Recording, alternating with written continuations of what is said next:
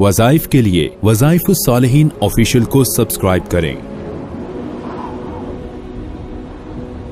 وظائف الصالحین آفیشیل۔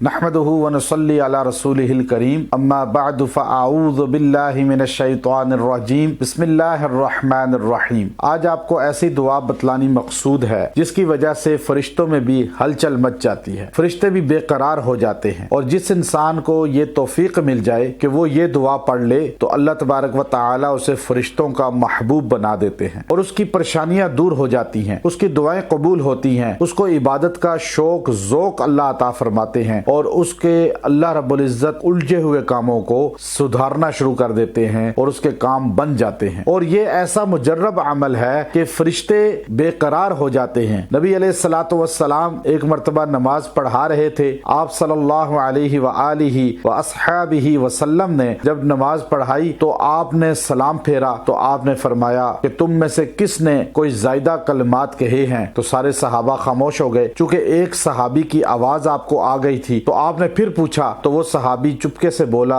میں ہوں یا رسول اللہ۔ تو آپ علیہ السلام نے فرمایا وہ کیا کلمات تھے؟ وہ ڈرتے ڈرتے بولنے لگا، میں نے کہا تھا جب سمیع اللہ لمن حمیدہ کہا ربنا لک الحمد کے بعد، یعنی رکوع سے اٹھنے کے بعد ربنا لک الحمد کے بعد یہ جملہ کہا۔ جب یہ جملہ اس صحابی نے کہا تو سرکار دو عالم نے سن لیا، تو آپ نے پوچھا کیا کہا؟ تو اس صحابی نے یہ پڑھ کے بتایا، تو اللہ کے رسول نے فرمایا کہ جب تم یہ پڑھ رہے تھے میں نے دیکھا فرشتے آپس میں بحث کر رہے تھے اتنی بڑی تعداد میں کہ اس کلمے کو وہ آسمان پر لے کر جائیں گے اور اس کا فیض وہ حاصل کریں گے، اس کے اندر اتنی روحانیت ہے، نورانیت ہے، کلمات اتنے جامع ہیں، اللہ کے اتنے محبوب ہیں کہ فرشتے اس کو لے جانے کے لیے بے قرار تھے۔ تو جو آدمی ان کلمات کو پڑھے گا اور ان کلمات کو نماز میں رکوع کے بعد پڑھے گا، اللہ اس کو فرشتوں کا محبوب بنا دے گا۔